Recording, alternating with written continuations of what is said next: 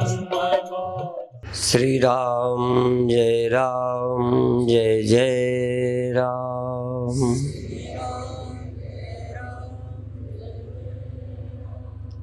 श्री राम जय जय राम।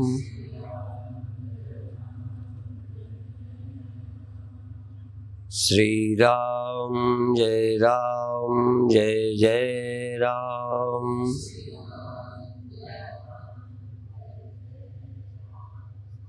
सच्चिदानंद भगवान की, सनातन धर्म की।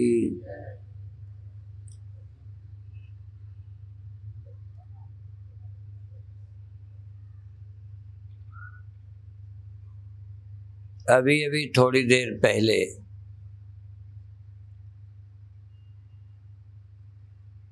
एक बात कि बस हमें गोविंद की प्राप्ति करना है और काम सब बेकार है, तो इससे एक कंफ्यूजन, भ्रम पैदा होता है कि कर्म नहीं करना चाहिए।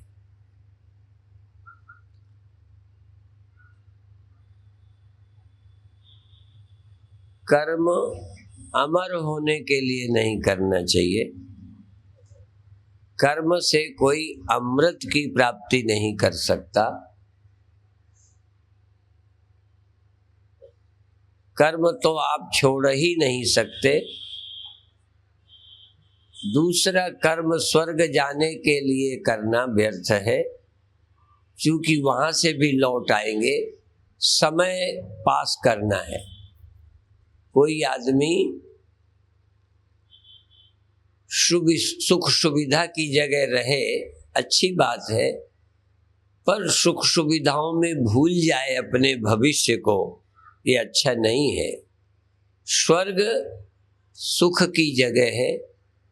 जो मानव जीवन में नहीं मिलता वो सुख देव योनि में, स्वर्ग में मिलता है। यहाँ से सुख उत्कृष्ट है, पर वहां से मोक्ष का द्वार नहीं है। इसलिए स्वर्ग के जाने के लिए कर्म नहीं करना चाहिए, अर्थात व्यर्थ है। ये नहीं है कि स्वर्ग नहीं मिलेगा, ये ध्यान रखें। कर्म इसलिए व्यर्थ नहीं है कि कर्म से स्वर्ग नहीं मिलेगा। कर्म से स्वर्ग की प्राप्ति होगी, लेकिन स्वर्ग भी अनित्य होगा, सदा नहीं रहेगा, इसलिए व्यर्थ कहा है। इसी तरह शरीर का जीवन लंबा करना बुरा नहीं है, और ये भी नहीं है कि कोशिश करो तो आयु बढ़ नहीं सकती। आयु बढ़ सकती है, यद्यपि हमारे धर्म ग्रंथ ये भी कहते हैं कि तुम बढ़ा नहीं सकते, जो निश्चित है वही होगा। पर हम ये विश्वास करते हैं कि जिनका कोई प्रारब्ध नहीं, जड़ वस्तुएं, उनको भी दीर्घायु बनाया जाता है और जल्दी खत्म की जाती है। एक साइकिल को ठीक से चलाओगे तो ज्यादा चलेगी, लापरवाही करोगे तो जल्दी बिगड़ेगी।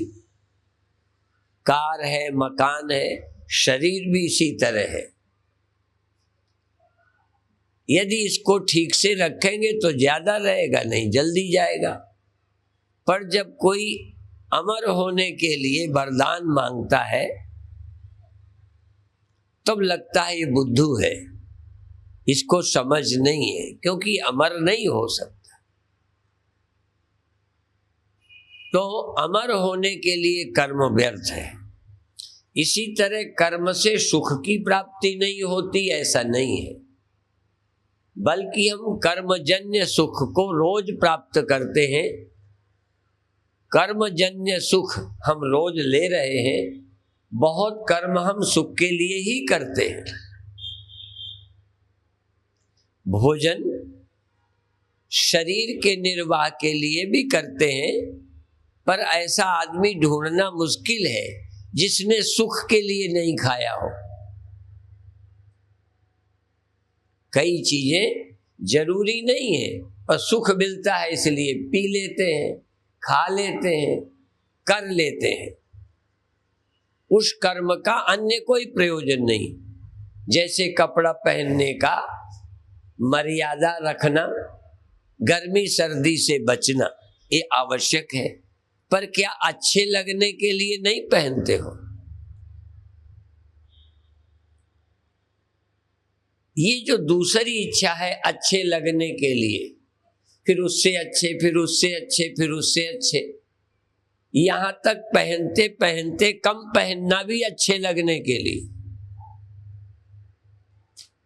बहुत लोग कम कपड़े पहनते हैं, अखबार में रोज देखना, कम पहने कपड़े, वो इसीलिए कि लोग देखें, प्रभावित हो, आकर्षित हो।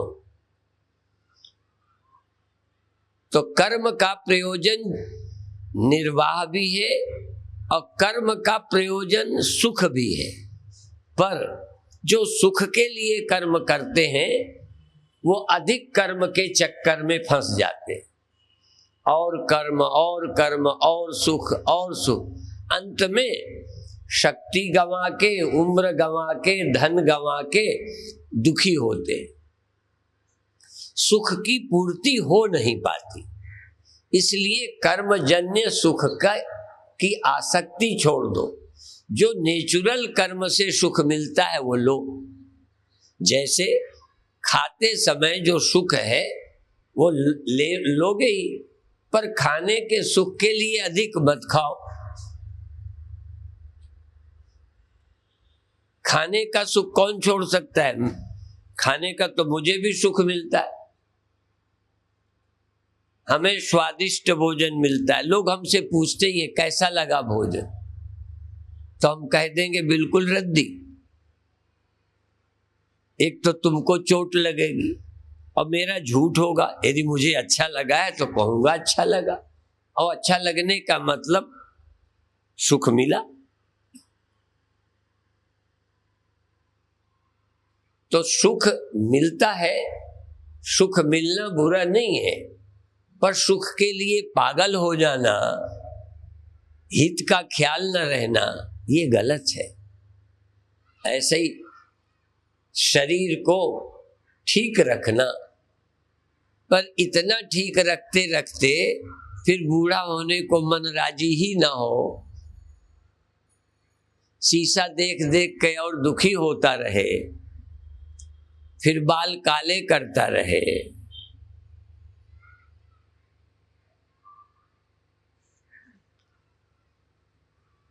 करने में बुराई नहीं है, भगवान ने काले करके भेजा था, तुमने भी कर लिए तो क्या है। मैं उसको, पर विषय ये है कि तुम चाहते क्या हो, अच्छे लगे। तो जब किसी को अच्छे न लगोगे तब प्रायः पति पत्नी जरूर जानना चाहते होंगे कि तुमको मैं पसंद हूं कि नहीं। ये पसंद का बड़ा मामला गहरा है।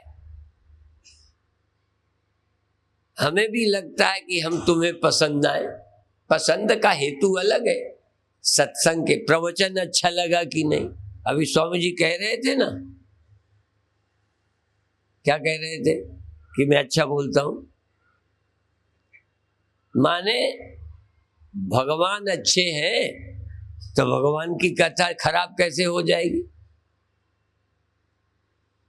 और इनका तो भाई भगवान की कथा है वो भी अच्छी है, गला भी अच्छा है।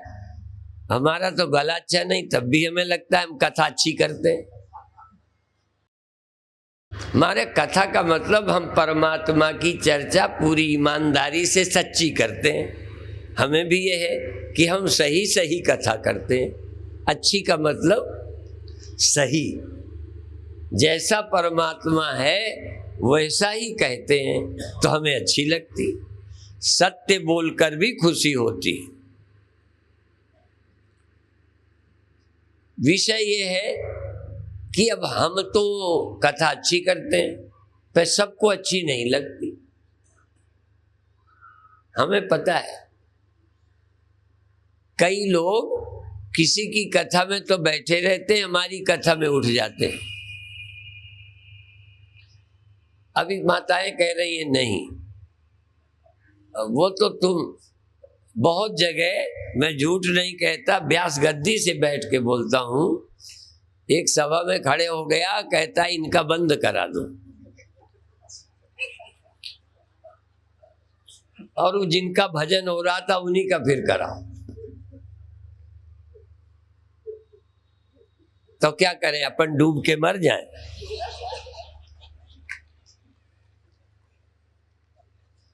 अब यदि किसी मूर्ख को मेरी कथा अच्छी नहीं लगी तो मैं मूर्ख हूं कि वो मूर्ख है? मुझे ये समझना चाहिए कि मूल्यांकन करने वाला कौन है। अब मूल्यांकन करने वाले की अकल ना हो।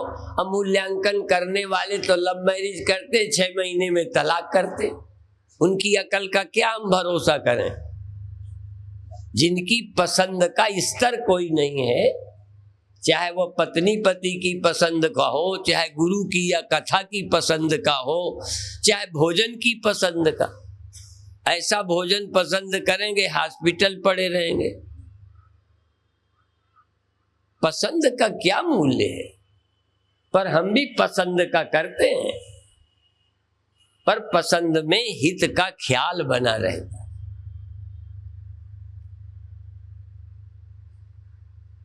तो कथा भी कल्याण की, जिससे मुक्ति मिले। कर्म जो सुख हमको दुख न देवे, सुख भी हो और बीमार भी न करे, ऐसा सुख।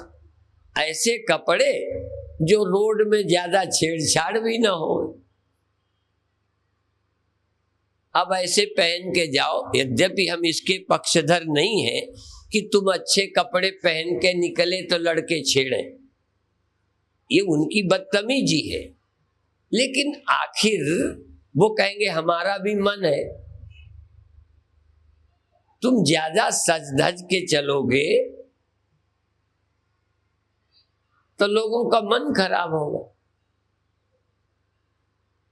तो हम ऐसा जीवन जिए कि जब हम मां शारदा का फोटो देखते हैं, रामकृष्ण परमहंस का देखते हैं, तो लगता है ऐसे ही हम भजन करें। कई बार गंदे वेशभूषा देख के लगता है हम भी ऐसे ही बने।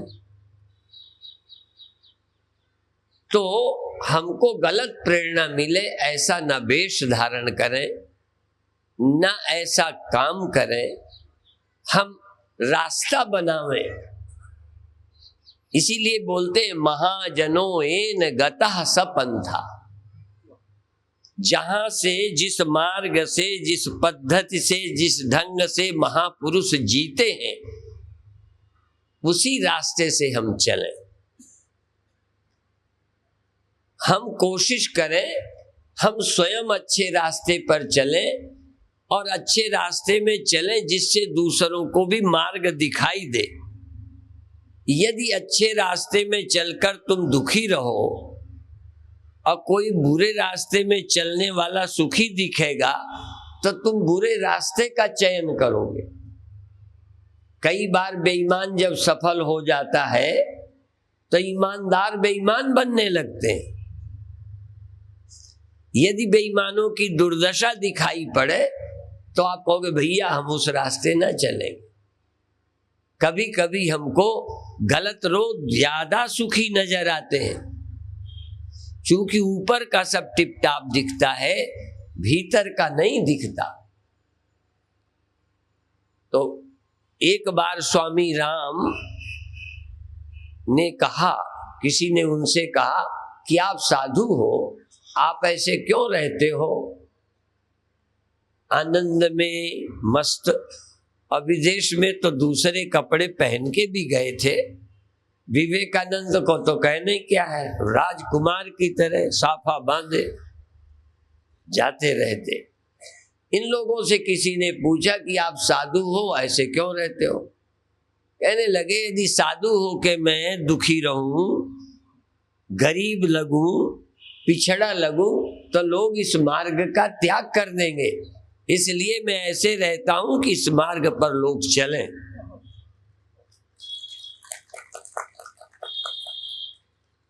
यदि भगवान के रास्ते में चलने वाले, एक दिन पुष्पांजलि में एक डॉक्टर ने कहा कि आप बीमार हो गए,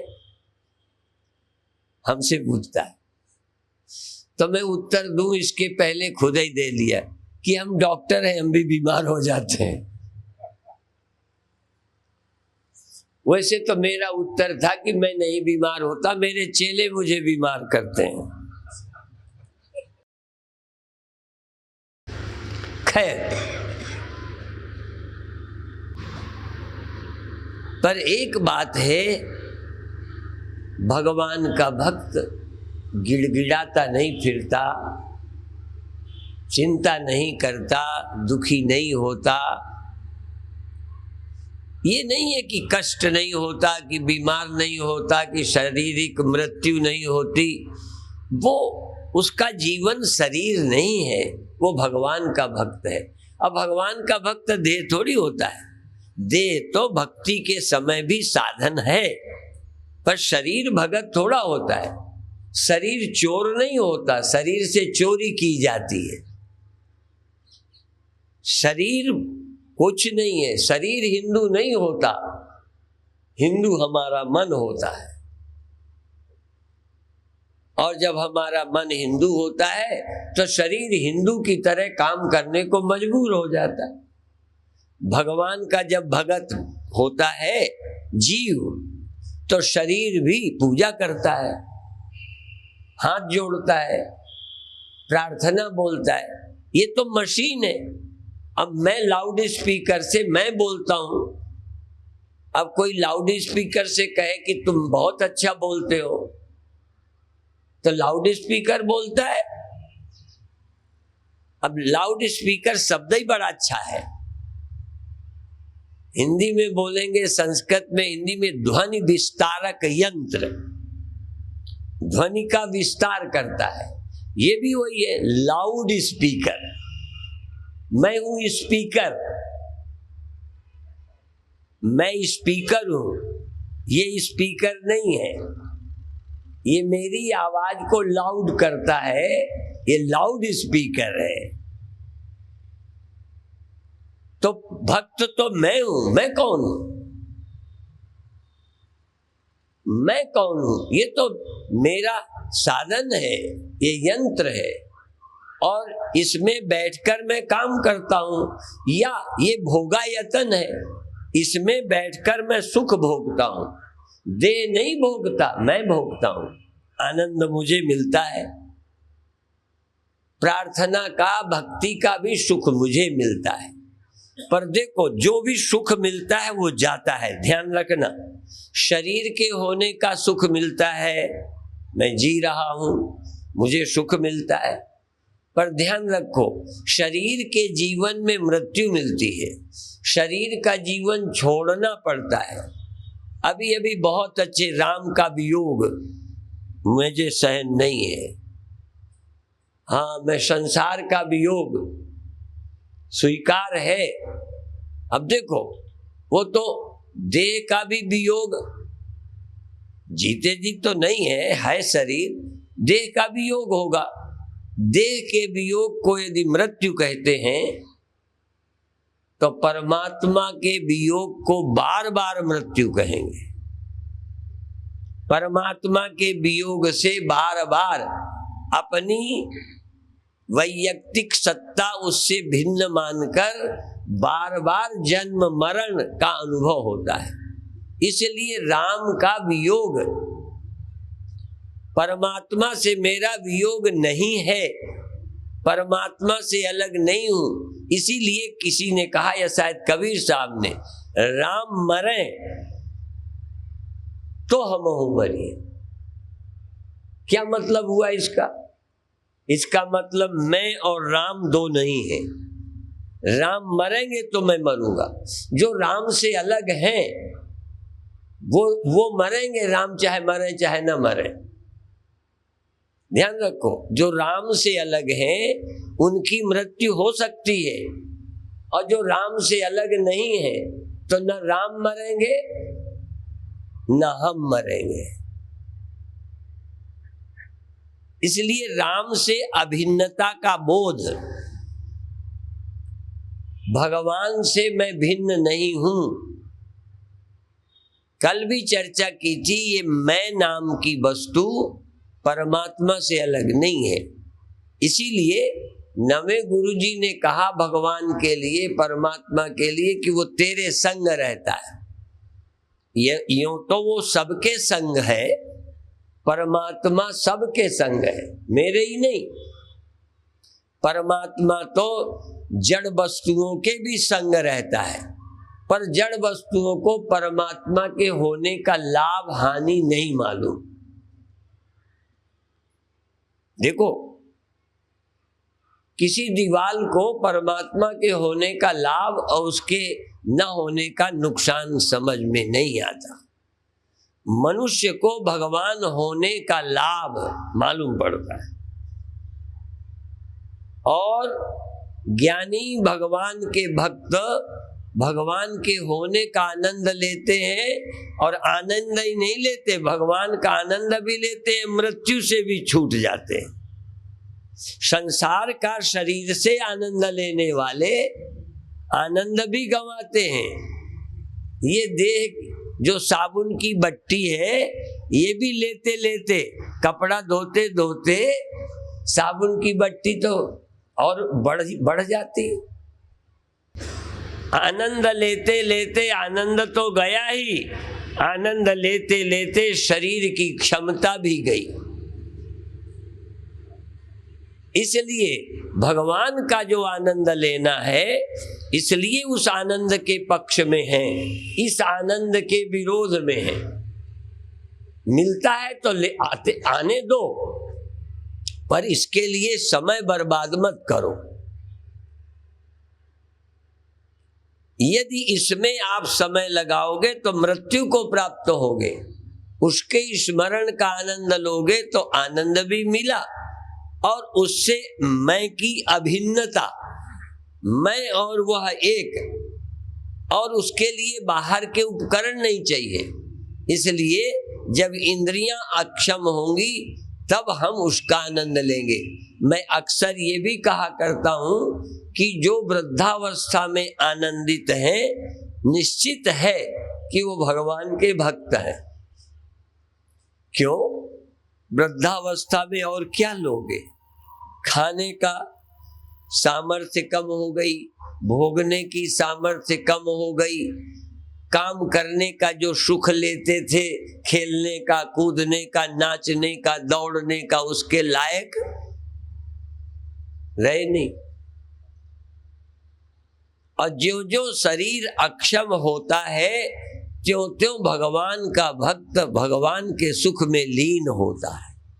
उल्टा होता है, यहां का सुख जाता है, वहां का सुख बढ़ता है, क्योंकि उसमें आंख नहीं चाहिए, यहां तक ज्यादा सोच भी नहीं चाहिए। एक बार भक्ति दृढ़ हो गई, ज्ञान दृढ़ हो गया, स्थित प्रज्ञ हो गया, इसीलिए कहते हैं विहाय कामान या सर्मान पुमान शरति निष्प्रिया निर्ममो निरहंकारा शशांति मदिगच्छति।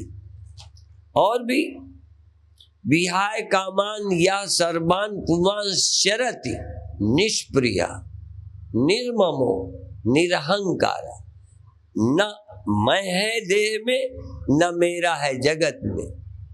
निर्ममो निरहंकारा शशांति मदिगच्छति। वह शांति प्राप्त करता है। जिसका देह में मैंपन नहीं, वो मरेगा कैसे? जिसका देह से भिन्न किसी व्यक्ति, वस्तु, देश में मेरापन नहीं। तीन चीजें, व्यक्ति में, वस्तु में, स्थान में, देश में। ये जगह मेरी, ये व्यक्ति मेरे, ये वस्तु मेरी। जिसका मेरापन व्यक्ति, वस्तु, देश में नहीं, जिसका मैंपन देह में नहीं, उसको अशांति क्या है? मृत्यु क्या है? मृत्यु और लुटना, मेरा जाता है उसके कहते लुट गया, और मैं जाता है इसका मतलब मर गया। मृत्यु माने क्या? जिसमें मैं न रहूं वो मृत्यु है, और मेरे रहते, मैं के रहते मेरा न रहे, लुट गया। मेरा है कुछ नहीं, लूटूंगा क्या? मैं कुछ हूं नहीं, मरने वाला, मरूंगा क्या? यहां तक जीव भी ब्रह्म से भिन्न नहीं है, मरूंगा कैसे? मुझे मरने के लिए ब्रह्म से भिन्न होना चाहिए। घड़े को मरने के लिए मिट्टी नहीं है, ये स्वीकार करना पड़ेगा घड़े को। जो घड़ा मिट्टी नहीं है, जिसकी समझ में वह मिट्टी से अलग कुछ है, बस जितना अलग कुछ है उतना ही मरेगा। जो मिट्टी है वो कैसे मरेगा? अब तुम देखो घड़ा मिट्टी से कितना अलग है, क्या अलग है उसका, कितना है वो अलग। इसलिए एक और दो ये बड़ा पेचीदा मामला है। जब इतनी मोटे दृष्टांत में तुम एक नहीं समझ पाते, मरने वाला खोपड़ी में है, ये मर जाएगा, ये नहीं रहेगा, जबकि न रहने वाली वस्तु है ही नहीं। नासतो विद्यते भावो ना भावो विद्यते सतः उभयोरपि दृष्टोन्तस त्वनयोस् तत्त्वदर्शी भी। जो नहीं रहता उसका भाव ही नहीं है। अभी भाव भक्ति के अर्थ में सुन रहे थे, यहाँ भाव अस्तित्व के अर्थ में, एग्जिस्टेंस के अर्थ में, कि जिसका अस्तित्व नहीं रहता उसका अस्तित्व था ही नहीं। यदि होता तो रहता ही। अक्सर मैं गांठ लगाकर समझाता हूं कि यदि गांठ का अस्तित्व है तो रहना चाहिए, और कपड़े का अस्तित्व है तो गांठ के न रहने पर रहता है। और भी देखे, आदौ अन्ते च यन्नास्ति, ऋषियों का चिंतन है ये। आदौ अन्ते च यन्नास्ति वर्तमानेपि तत्तथा, जो आदि में नहीं था आगे नहीं रहेगा, वो इस समय भी नहीं है। ये है मंत्र, वर्तमानेपि तत्तथा। जो पहले, समझे ये, इसलिए कि तुम्हारी अकल में आ जाए, मेरी तो आ गया है। मुझे जरूरत नहीं कि मैं तुमको इतना रद्दी सस्ता सरल दृष्टांत दूं, पर मुझे मालूम है कि इतना समझाने के बाद एक दिन किसी ने कहा, आप जब ये प्रवचन में कहते हैं रस्सी सांप, तो हम उधर उलझ जाते हैं। रस्सी सांप में ऐसे ही कई लोग गांठ कपड़े में उलझ जाएंगे। हमने तो सुलझाने के लिए किया, पर यहाँ इतना बताना है कि जो पहले नहीं थी बाद में नहीं रहेगी। तुम्हारे सामने है ना इस समय है, जो पहले नहीं थी और बाद में बोलो नहीं रहेगी। शास्त्र कहते हैं आदौ अन्ते च यन्नास्ति वर्तमानेपि तत्तथा, वो वर्तमान में नहीं है इस समय भी। और जो इस समय नहीं है फिर नहीं रहेगी का क्या कि शब्द नहीं रहेगी, शब्द उसकी बुद्धि में उपजा जिसकी बुद्धि में है। यदि है आपके ख्याल में नहीं है, या सच्चा जो है, जो पहले भी था और बाद में भी रहेगा, दो है। जो पहले नहीं था बाद में नहीं रहेगा, वो इस समय नहीं है। दूसरा और सुनो, जो पहले था जो बाद में रहेगा वो इस समय भी है।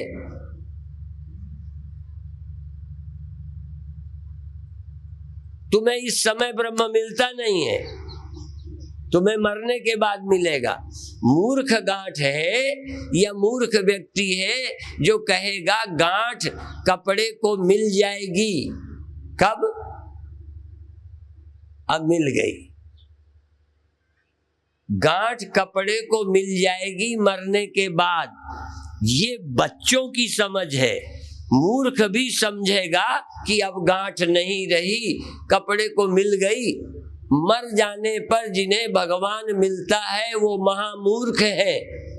बुरा नहीं मानना। मर जाने पर भगवान मिलेगा ये सोचना भी कम अकल की बात है।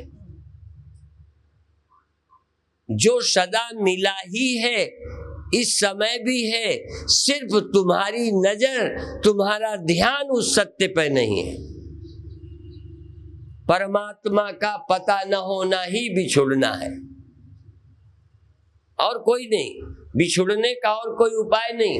ईश्वर तुमको तुमसे, देखो, ईश्वर तुमको अपने से अलग नहीं कर सकता, उसकी इतनी सामर्थ्य नहीं है, पर तुम्हारी नासमझी में इतनी ताकत है कि उससे भी तुम अलग समझ लो। आत्मा को मर जाने की क्षमता नहीं है, लेकिन ना समझ स्वप्न में भी अपने रहते अपने को मरा देख सकता है। जिसने भी स्वप्न में अपनी मृत्यु देखी वो उस समय था कि मर गया था। मैं मर गया हूं, मरने का दुख जिसे है वो चेतन तत्व मृत्यु का दुख भोगने वाला है। फिर क्यों भोगता है? कहेंगे बुद्धू है कि होता हुआ देखता है मैं नहीं हूं, मर गया हूं। ये मर गया क्या है? एक ख्याल।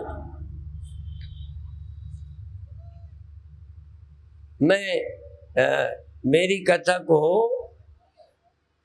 कोई समझ ले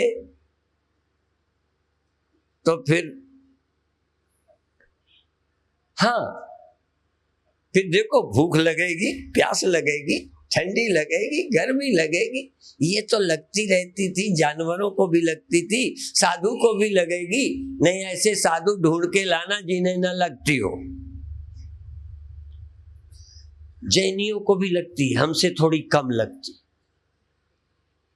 प्रैक्टिस है। कई बार तो मजदूरों को कम लगती है, गरीबों को कम लगती है।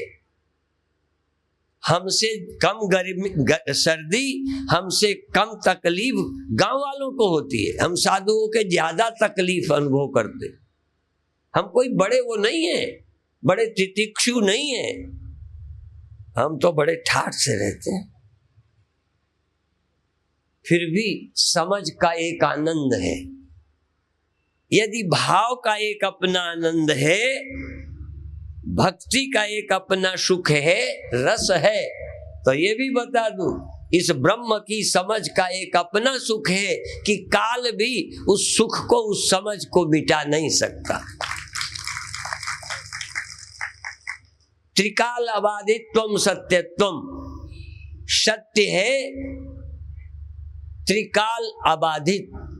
एक ही शब्द कह दूं, काल से अबाधित। काल भूत भी है, काल वर्तमान भी है, काल भविष्य भी है। जो काल से बाधित नहीं है, जिसका अभाव काल कर नहीं सकता, जिसका अभाव, देखो, जिसका अभाव, फिर सुन लो, जिसका अभाव समझ बदलने से हो जाए, समझ के बदलते जिसका अभाव हो जाए, उसका नाम स्वप्न है। ठीक? काल की जरूरत नहीं है। अभी अभी था, अभी अभी नहीं है। उसमें कोई ये नहीं कि 2 वर्ष लगे स्वप्न से, स्वप्न के जाने में या जगत के जाने में, या बॉम्बे से तुम स्वप्न में बॉम्बे थे, नींद खुली तो दिल्ली में। किस फ्लाइट से आए, कितना किराया लगा? जिसका अभाव समझ बदलने से हो जाए, उसका नाम स्वप्न है। तुम्हारी समझ का सत्य वो है कि तुम्हारी समझ बदलने से तो नहीं जाएगा, पर समय इसे ले जाएगा। तुम समझ में अपने को आदमी ही समझते रहोगे, फिर भी बचपना चला गया कि कौन ले गया? प्रकृति कहोगे। वो क्यों ले गई? जल्दी क्यों नहीं ले गई? देर क्यों लगाया? प्रकृति भी शरीर छीनने में काल के अधीन है। आपका बचपना जरूर प्रकृति की एक प्रक्रिया है, पर उसे समय क्यों लगता है? आपके बचपन को लेने में टाइम लगाया कि नहीं? आपकी जवानी को समय छीनेगा। यदि समय पर प्रकृति का अधिकार होता तो नहीं छीन पाती।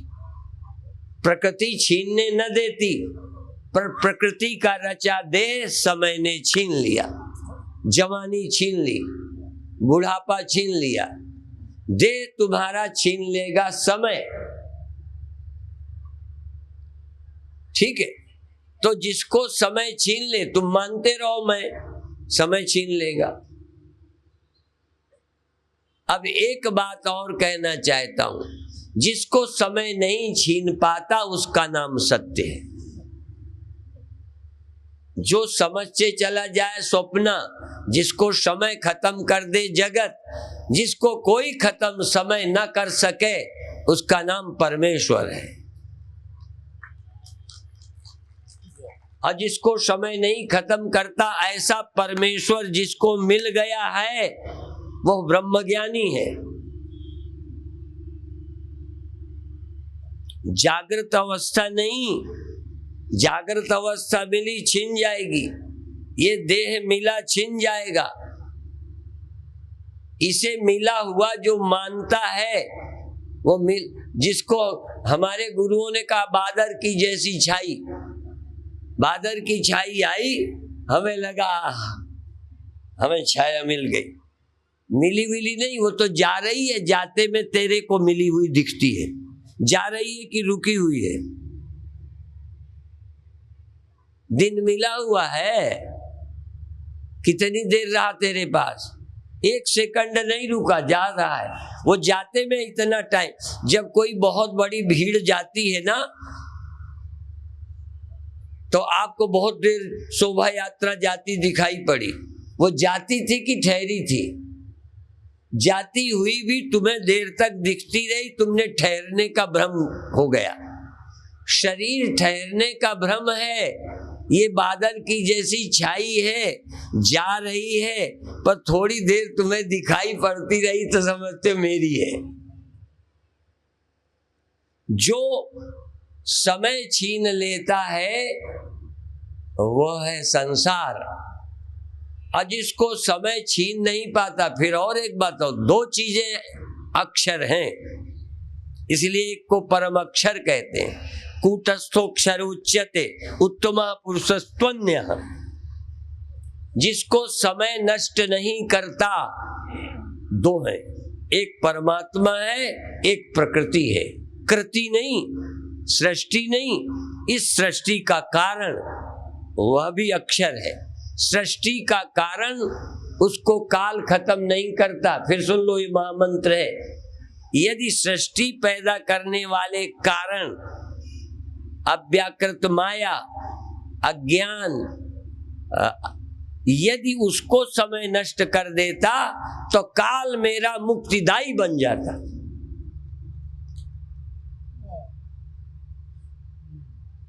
सब कुछ काल छीनता है, पर मेरी सृष्टि के कारण को काल नहीं छीनता। उस जिसको काल नहीं छीनता, उसको नष्ट करने का सौभाग्य उपनिषद वचनों को है। उस अज्ञान कारण को भी ब्रह्म ज्ञान नष्ट करता है, पर ब्रह्म ज्ञान को न ब्रह्मज्ञानी नष्ट कर सकता है ब्रह्म को, और न समय नष्ट कर सकता है, न प्रकृति नष्ट कर सकती। जिसको किसी तरह से नाश न किया जाए वो परमात्मा, जिसको काल नाश न कर सके वो है कारण। प्रकृति समय नष्ट नहीं उसे कर सकता। समय नष्ट करता यदि प्रकृति को। और बताऊं, और जरा ज्यादा बोल जाता हूं, जिसको भगवान भी नष्ट नहीं करते, वो कहते मम माया दुरत्यया। मेरी माया है, मैं उसे सदा रखता हूं, उसी से सारी दुनिया चलाता रहता हूं, वो मेरी बनी रहती है। यदि वो भगवान नष्ट कर देते तो अर्जुन तो ऐसे ही मुक्त हो जाएगा। उनकी माया फंसाए है ना, वो अपनी माया को मार दे। वो कहते मैं अपनी माया को नहीं मारता, मेरी माया को जो मुझे जानता है, जो मुझे प्राप्त करता है, उसके लिए मेरी माया नहीं रहती। अर्थात माया का बाद होता है, नाश नहीं होता। केवल ब्रह्मज्ञानी के लिए माया नहीं है, और बाकी का तो पीछा छोड़ती नहीं है। माया बेताम तरंती थे मम माया दुरत्तया, मेरी माया जगत को बनाती रहेगी, और जो मेरे से विमुख है जन्मते मरते रहेंगे, छुट्टी भी नहीं होगी। यदि मर जाते तो भी फिर वो माया में आ जाते हैं, अव्याकृत में, महाप्रलय में, नींद में देह छोड़ के सारी दुनिया खत्म हो जाएगी, परमात्मा रहेंगे और परमात्मा की माया रहेगी, वो दोबारा फिर खड़ा कर देगी। अव्याकृत, ये व्याकृत है, वो अव्याकृत, वहां सब रहते हैं, फिर आ जाते हैं। इसलिए उस माया के पार ले जाने का काम वेदांत करता है, माया से पार ले जाने का काम भक्ति करती है। इसलिए जो उनका भक्त है, किनका, जो मायाधिपति हैं, द्वामुमौ पुरुषौ लोके क्षरश्चाक्षर एव च क्षरः सर्वाणि भूतानि कूटस्थोक्षर उच्यते उत्तमः पुरुषस्त्वन्यः परमात्मेति उदाहृता। वो तीसरे हैं परम पुरुष परमात्मा, न वो क्षर है न वो अक्षर है, न वो कार्य है न वो कारण है, वो कार्य कारण से अतीत है। भगवान कृष्ण ने गीता में कहा पुरुषम प्रकृतिम चैव विध्यनादि उभावपि, दो अनादि हैं, दो नष्ट नहीं होते, प्रकृति और पुरुष। ये सृष्टि बनती मिटती रहती है, इसको जब देखोगे बनती मिलेगी मिटती मिलेगी, उसकी तरफ देखोगे वो मिट जाती, तो ये दोबारा कौन बनाता। प्रकृति मिटती नहीं, जगत मिटता है, वो फिर पैदा करती है, और परमात्मा के बिना प्रकृति सृष्टि नहीं कर सकती।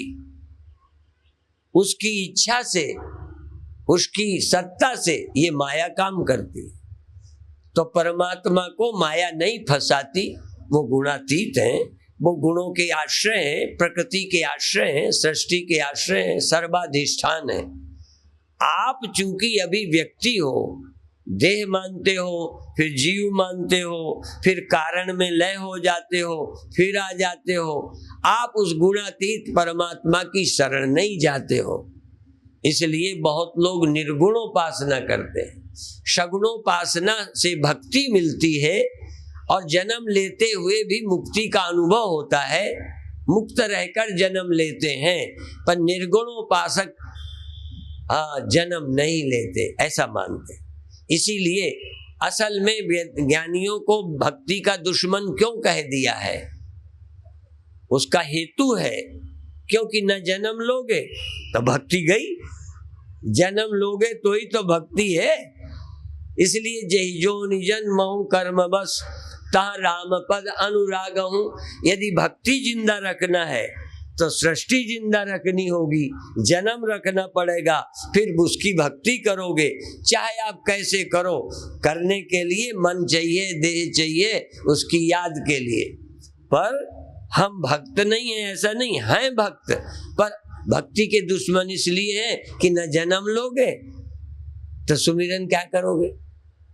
आखिर अंत में भक्ति का अंत कर दिया ना, जो जीव को जीवत्व का ही अंत करेगा, भक्ति के लिए चाहिए ना, सुमिरन के लिए।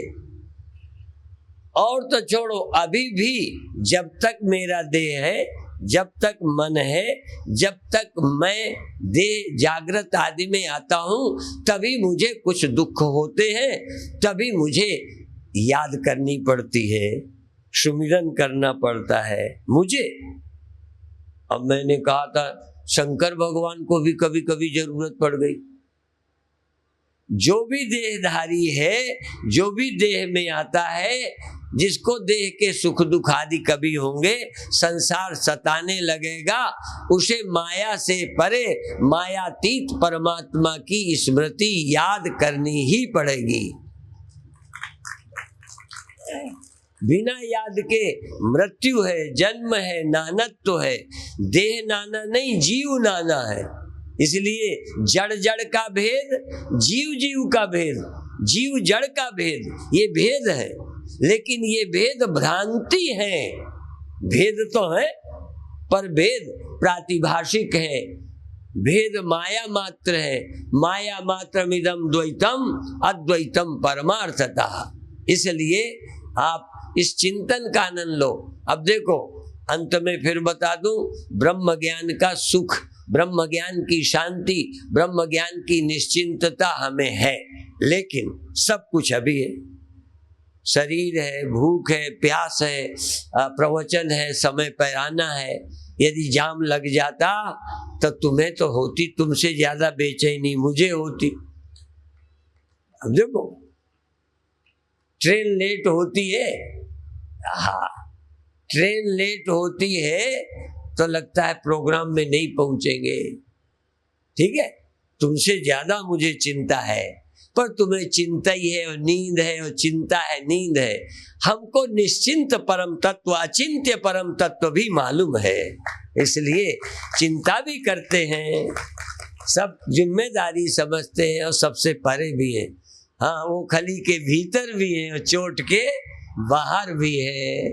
हाँ, सब तुम्हारी ही तरह है। तुम्हारी तरह जगना, नींद खुलना, देह दिखने लगना, तुम्हारी तरह नींद आना, स्वप्न होना, गहरी नींद आ जाना, और जागने के बाद आश्रम, सम्मेलन, चेलों की बातें, उनके दुख सुख। और कई बार तुम्हारे दुख, देखो, अपने दुख तो हम समझ से दूर कर लेते हैं। देखो, सच है ये, अंतिम सच बता देता हूँ। अपने को दुख आए, मान अपमान हो जाए, अभी बताया था ना, एक कहता है बैठा दो बाबा जी को, तो अब क्या करें। तो ये सब होने पर अपना दुख तो अपनी समझ से हटा लिया। हमें गिड़गिड़ाना नहीं पड़ा कि इसको डांटो, इसको ये क्यों बदतमीजी करता है। अब बदतमीजी करेगा। अब हम अपनी तमीज से अपने को मुक्त करें। उसकी बदतमीजी तुम दूर कर सकते हो। ये समय बूढ़ा करेगा, रोक सकते हो। अब हम समय के द्वारा अपनी मृत्यु की तो वो नहीं करते कि तू दया कर दे। हम अपनी समझ से नहीं मरते। काल हमें छोड़ता नहीं, हम काल को छूते नहीं। ठीक है, अब तुम मरने लगो, बुरा नहीं मानना। अब तुम मरने लगो तो मैं क्या करूं?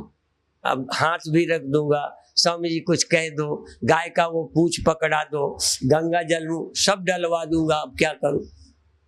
और तुम तब भी मरो तो मैं क्या करूं? तुम्हारी मृत्यु का मैं क्या कर सकता हूं? जब कर सकता हूं तो समझ देता हूं। और तुम्हारी मौत के लिए, तुम्हारे दुख के लिए, तुम्हारी चिंता के लिए क्या किया जा सकता है? हम तुम्हारी तरह सब अवस्थाओं में होकर भी अपनी चिंता के लिए हमको महामंत्र, गुरु मंत्र मिल गया है, गुरु की समझ मिल गई है।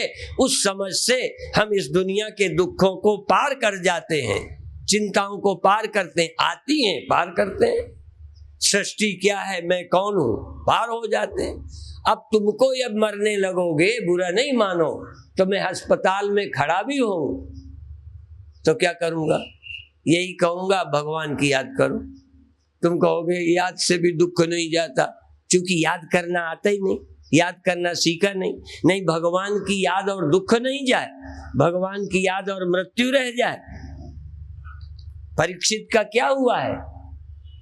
भागवत के समय, भागवत सुन के भी मृत्यु के समय क्या टीका होगा?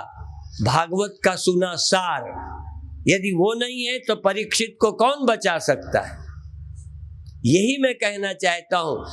आए हुए दुख, आई हुई परिस्थिति, आए हुए गुण और परिवर्तन, इनमें गुणातीत का ख्याल किससे आएगा? गीता से आएगा, भागवत से आएगा, संतों से आएगा, उपनिषदों से आएगा, समझ से आएगा।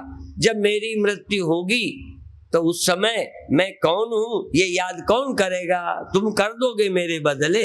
सब चेले मिल करके स्वामी जी की मृत्यु न हो, स्वामी जी को वरदान दो जल्दी। आज सुबह मैं हॉस्पिटल चेक कराने जा रहा था तो एक चेले ने मेरे लिए बड़ी शुभ प्रार्थना की, हे शनि, हे फलाने। मैं तो कभी नहीं शनि को मनाता, झूठ नहीं कहता। यद्यपि अभी शरीर रहे ऐसा है, लेकिन मैं शनि देवता को नहीं मनाता। मुझे लगता है शनि तो मेरा खिलौना है, ये सारी दुनिया मुझसे हुई है, अब शनि देवता मुझे बचाएगा। अब मुझे का मतलब देह को बचाएगा नहीं, मैं ऐसा नहीं मानता, पर फिर भी मेरी रुचि नहीं होती। मैं झूठ नहीं बोलता। कई लोगों ने मुझे नग पहनाने की बड़े सुझाव दिए कि फिर चमत्कार देखना, ये पहन लो फिर देखना चमत्कार। मैंने कहा अपने चमत्कार को मैं ऐसे ही देख रहा हूं, अब मुझे नहीं देखना है। समझ में आया? क्या है सब। और बड़े बड़े चमत्कारियों को देखा जिन्होंने मुर्दे जीवित किए हैं, उन मुर्दों को आदमियों ने उठाया है। बड़े बड़े सिद्धों की समाधियां, सिद्धों को लेके जलाया गया, बहाया गया। कौन इस धरती पर रह गया? इसलिए इस मोटी अकल को, देहाभिमानी अकल को छोड़ो, सूक्ष्म बुद्धि से इस ब्रह्म चिंतन को पकड़ो जो तुमको सदा साथ देगा। हाँ, और इतना पक्का कर लो, इतना पक्का कि समझ भी चली जाए फिर भी निष्ठा न जाए। समझ तो जाती है, जागृत में, स्वप्न में, सुषु, ये समझ ऐसी किसी की नहीं जो सोती ना हो। समझ सो जाएगी, पर सोने पर जैसे जग जाने पर तुम्हारी देहाभिमान की देह बुद्धि नष्ट हुई क्या? सो जाने पर देहू ख्याल नहीं रहा, पर देह बुद्धि आपकी गई नहीं। ऐसे ही ब्रह्म बुद्धि का जन्म हो जाए, सोगे फिर उठोगे ब्रह्म। एक बार ब्रह्म बुद्धि प्राप्त हो जाए तो तुम्हारी इस ब्रह्म बुद्धि को नींद तो आ सकती है, पर यह समझ समाप्त नहीं हो सकती। आज तक यदि समय समाप्त करता तो तुम्हारी देह बुद्धि को समय समाप्त कर देता। सुला दिया, मार दिया, जन्म दिया, फिर वही समझ। इसलिए अनादि माया सुप्तो यदा जीवा प्रबुध्यते अजम अनिद्रम अस्वप्नम अद्वैतम बुध्यते तदा। इसलिए कर्म का खंडन इस अर्थ में नहीं है कि नहीं करना चाहिए, हम कर्म नहीं करते। अभी अभी हमने एक दिन बताया कि जब सूखा पड़ा, बीकानेर से 2 ट्रेन के डिब्बों में हम गाय ले गए सन 68-69 में, और 10 दिन हम गाड़ी में ही रहकर, गायों के साथ रहकर भूसा खिलाया, चारा दिया, पानी पिलाया, और रुपए बीच में घट गए तो आगरा उतर कर एक सेठ से 50 रुपया उधार मांगे। फिर उधार उसने दे दिए। बहुत बड़ा सेठ था, नाम नहीं लूंगा, नहीं नाक कटेगी। बहुत बड़ा सेठ था, उधार दे दिए। पहले तो लगा देगा भी नहीं, और गुरुदेव के साथ उनके घर हम रह चुके थे, गुरुदेव का वो भगत था, पर 50 रुपए आखिर दे दिया। और ये सच कहता हूं, जब हम वापस करने गए ले लिया।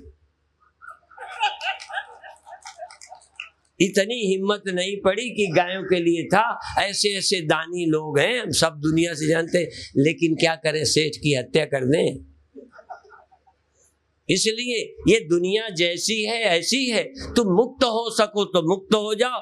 फलाना हमें नहीं मानता, ढिमाका ये नहीं मानता, इसी में जियोगे क्या? इसलिए चिंता छोड़ो, सुख से जियो। इतना ही कहकर समाप्त करते हैं, बाकी चर्चा कल फिर करेंगे। ओम शांति शांति शांति। गुरुदेव भगवान की